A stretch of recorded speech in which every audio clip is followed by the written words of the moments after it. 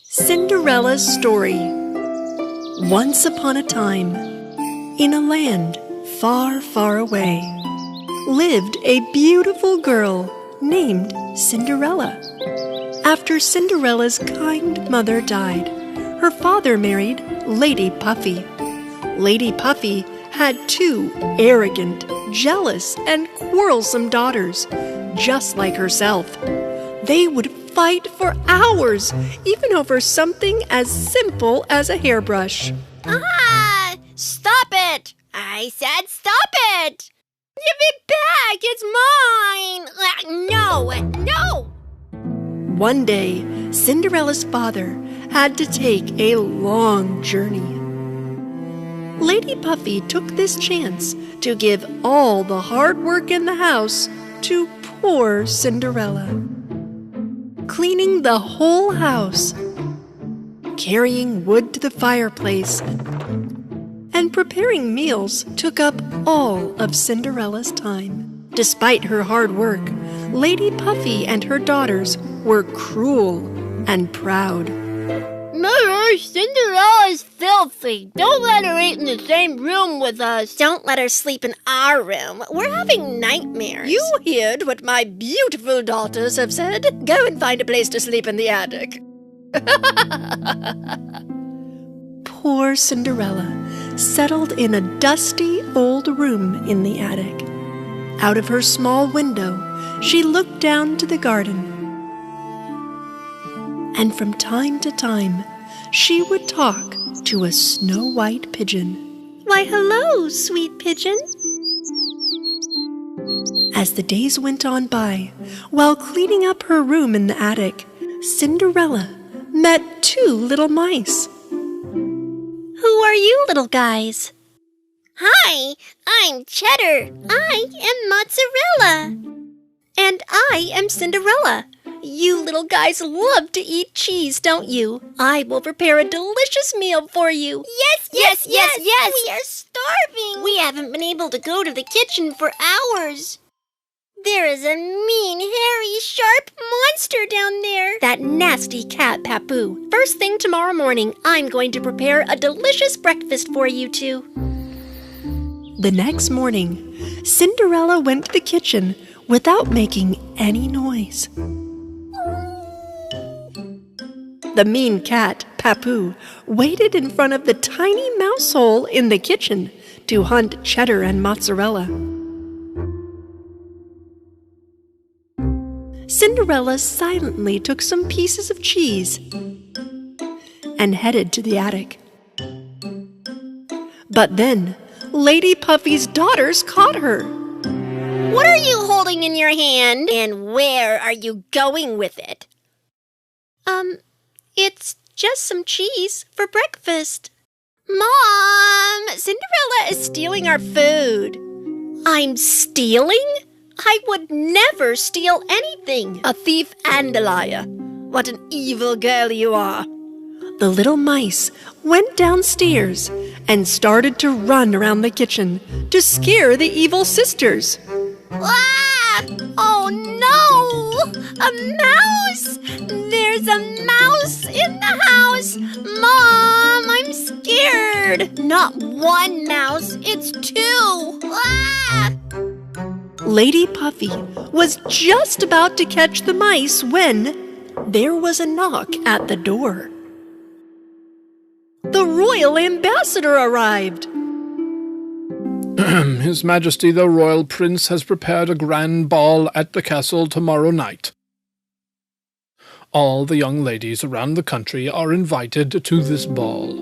As soon as they heard about the grand ball, Jezebel and Cassandra ran with huge excitement to their rooms and started to pick dresses for this important evening. Also, Lady Puffy wanted her daughters to look beautiful. So, the evil stepsisters forced Cinderella to prepare beautiful ball dresses for them. The next day arrived. Cinderella was very tired. Her little friends tried to wake her up. Cinderella, wake up! Wake up! You have to go to the ball! don't even have a dress. The only dress I have is dirty. Close your eyes, Cinderella. We have a surprise for you. Her little friends took Cinderella to the middle of the room. The white pigeon lifted the cover of the wall with its beak. Ta-da! Ta-da! I can't believe it. It looks amazing. Cinderella put on her new dress and did her hair, and finally went downstairs. But her evil stepsisters saw Cinderella and went crazy with jealousy. Lady Puffy didn't want Cinderella to go to the ball when she saw that she was prettier than her own daughters. So she threw a bowl of beans into the fireplace in the living room for Cinderella to pick up. If you can pick up the beans out of the ashes and put them back into the bowl within 5 minutes, you can come to the ball with us. Cinderella wanted to go to the ball so much that she began to pick up the beans. Her little friends saw her situation and came to help. Within 5 minutes, they picked up all the beans and put them back into the bowl. Cinderella ran after Lady Puffy, who was already leaving, and showed the full bowl to her. Lady Puffy still did not want Cinderella to go to the ball, so this time she used Cinderella's dirty dress as an excuse. And they left Cinderella in the house and went on to the prince's castle. Poor Cinderella was very sad. She sat down in the garden and wept and cried right under a hazelnut tree that her mother had planted long ago. And just then, the hazelnut tree began to shake and to shine, and a beautiful fairy appeared in front of Cinderella. My name is Leabelle, and I am here to help you. Don't be sad. You will go to that ball as well. But how am I supposed to go to the ball like this? Leave that to me. I just need a pumpkin. The other things I need are already here. Cinderella came back, holding a pumpkin in her hands. Fairy Leabelle began to wave her magic wand around and turned the pumpkin into a beautiful coach. The mice into very nice horses, and the pigeon into a well-dressed coach driver. Cinderella couldn't believe what she saw. But how did you do this, Leabelle? The fairy waved her magic wand again and put Cinderella in a beautiful blue dress. On her feet appeared sparkling glass slippers. I look like a princess now. Thank you, Leabelle. Now it's time for you to go to the ball. Hurry up. The fairy warned Cinderella before she headed to the ball. But don't forget, you need to be back at midnight, or else the magic will be gone, and everything will be as it was before. Cinderella listened to the fairy carefully and finally headed to the castle. The pumpkin coach stopped in front of the big castle. Cinderella, with her overwhelming beauty, entered the castle. The guests of the ball saw Cinderella and wondered who this beautiful young lady was. Neither Lady Puffy nor her daughters realized that this beautiful girl was Cinderella. Prince Leo moved towards Cinderella and fell in love at first sight. Beautiful young lady, may I have this dance, please?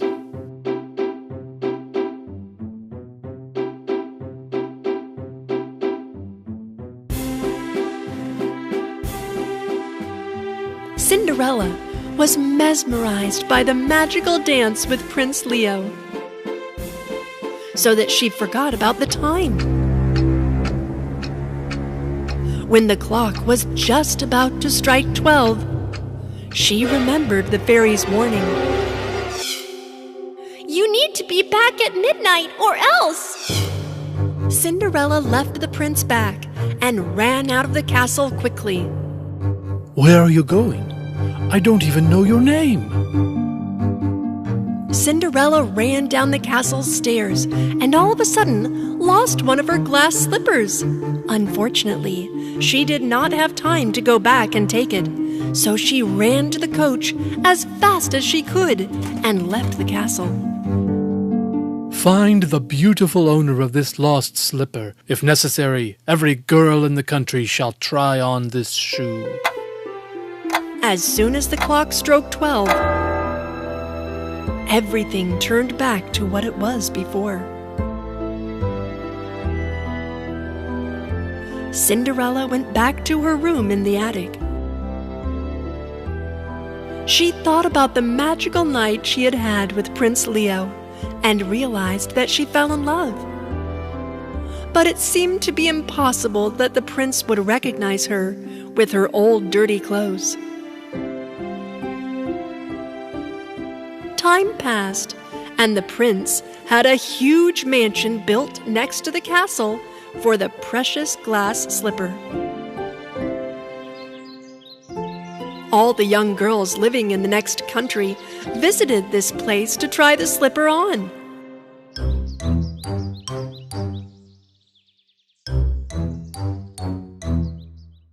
Even Lady Puffy and her daughters visited the famous mansion, but did not take Cinderella with them. You stay at home. It is impossible that the shoe belongs to you. Right, the shoe is going to fit Cassandra or to me. But I also am a young girl living in this country. I have the right to try on the shoe as well. Lady Puffy did not even listen to Cinderella. She locked her up in the house and left with her daughters. Of course, the glass slippers did neither fit to Cassandra's feet nor to Jezebel's. If I try only a little bit more, I think it will fit. At nighttime, when the mansion's lights were sparkling, Cinderella made it out of the house, thanks to mozzarella and cheddar. She arrived at the majestic mansion and walked towards the sparkling glass slipper. As she was just about to try on the shoe, Prince Leo stepped into the room. Stop! Don't move! You're going to damage the shoe. No! It's my shoe! It fits me perfectly! She is telling the truth. She is Cinderella. Cinderella courageously put on the shoe in front of Prince Leo, and he realized that the shoe fits perfectly that night to Cinderella. You are the beautiful girl I danced with on that night. May I know your name? My name is Cinderella, Your Highness.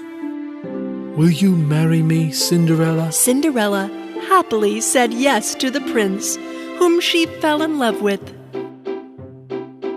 They got married in the big castle and lived happily ever after.